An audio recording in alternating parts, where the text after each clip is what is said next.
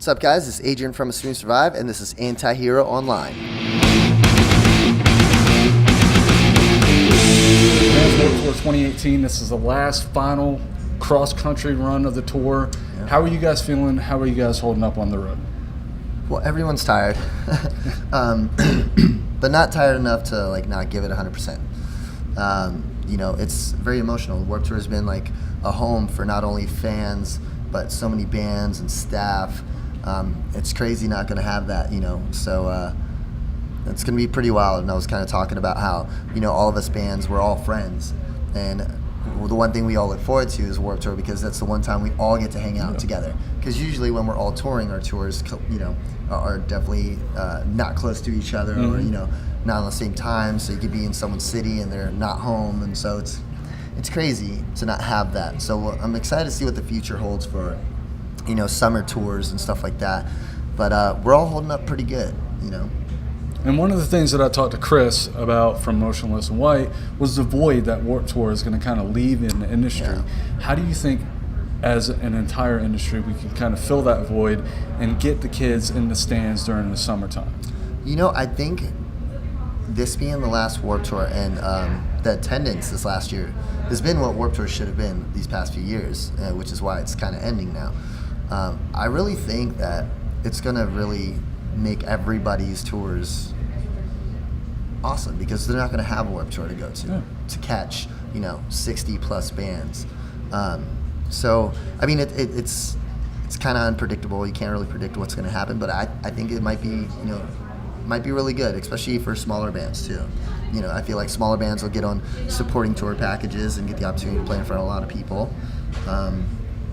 But Warped Tour will never die. Warped Tour isn't just a tour; it's something right here. So it'll be fine. And you talked about the magic of Warped Tour right there in that statement. I mean, we look over the past 20 years that Warped Tour has been around, and a lot of bands have seen growth, and they have made it to mainstream success because of that. Where do we go as a whole? It's gonna go back to how how bands had to work. It's all work ethic. It's gonna be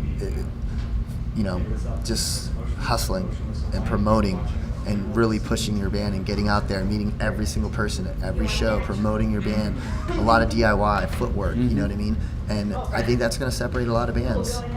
The bands that really, really love this and really are down to work to get where they need to go, and the bands that just want stuff handed to them. Yeah. So it's going to be interesting. And you're talking about the DIY and the bands that want to handle, things that are handed to them.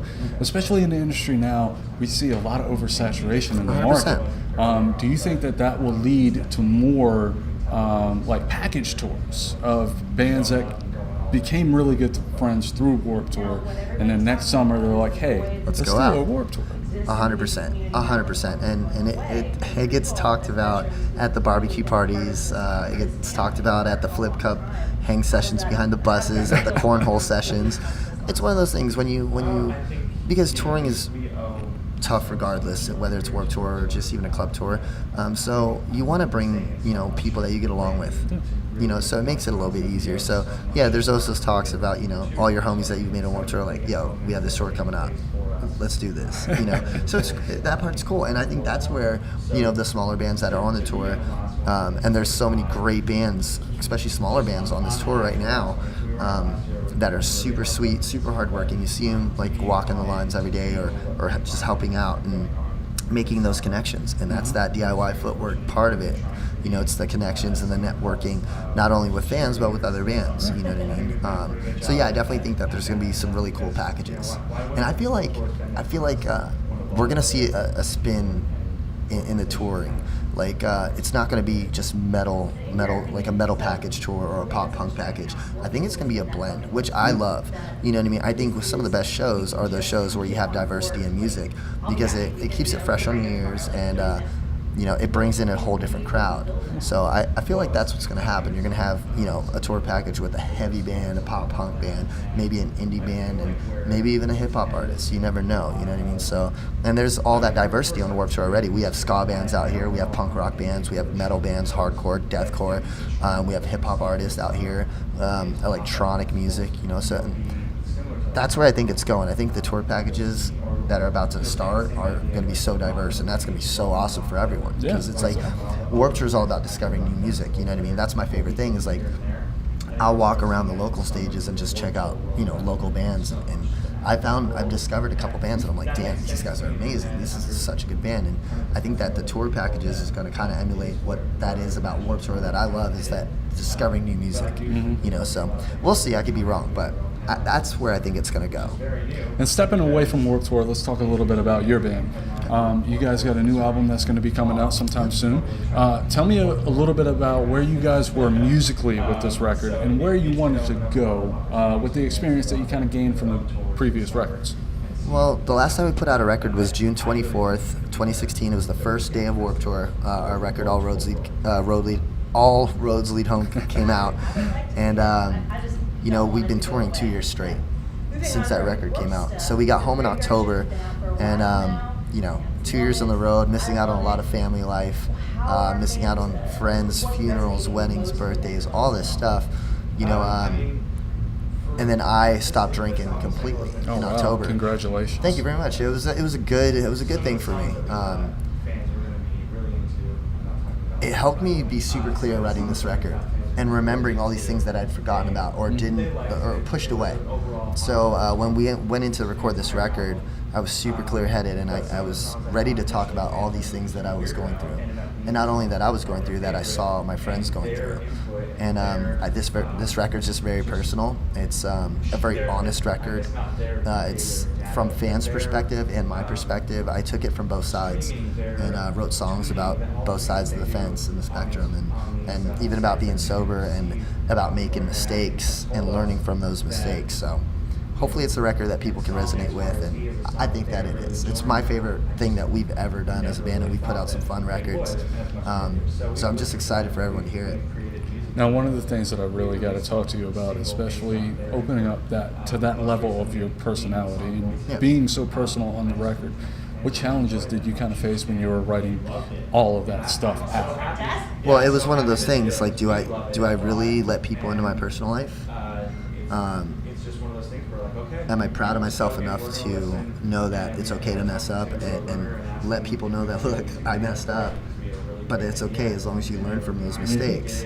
So it was one of those things where I was like, sometimes I wasn't sure, should I word this way, or should I not just put that in? And I just came to the conclusion that, like, if I'm going to put out a brutally honest record, I can't sugarcoat anything, and I don't want to.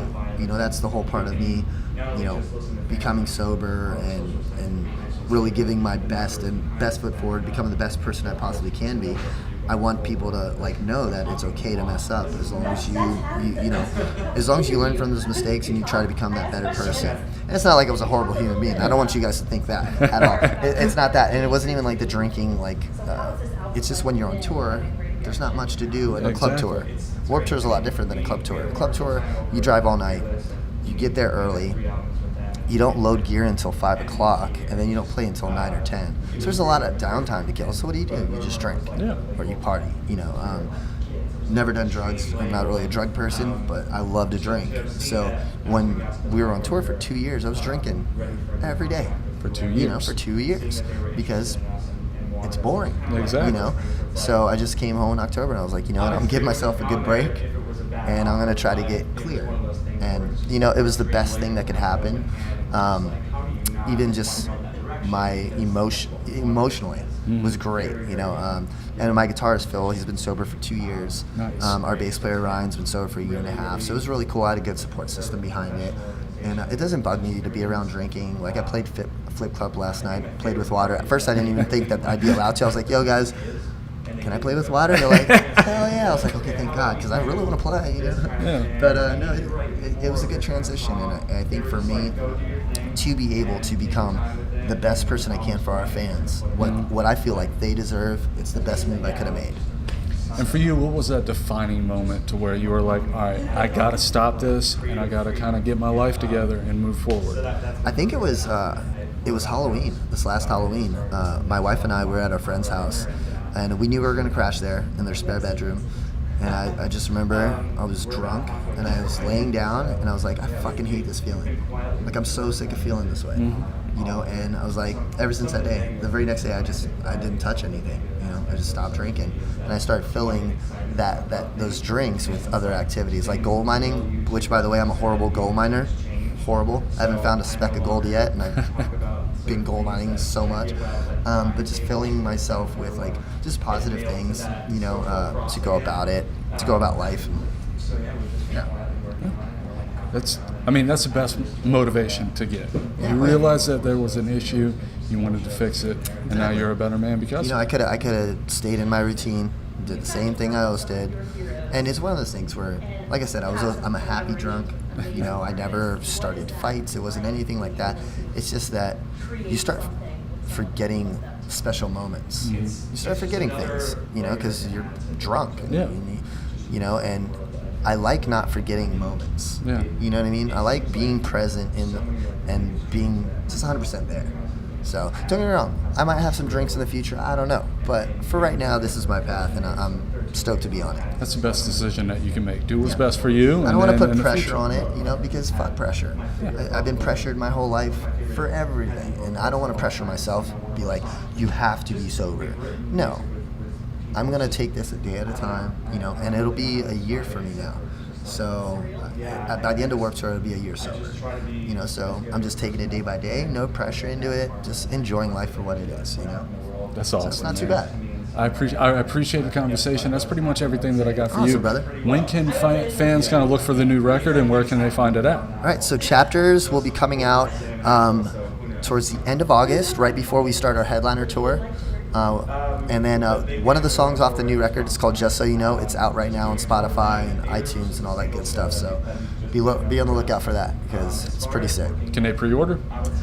The pre-orders are going to go up in 2 weeks.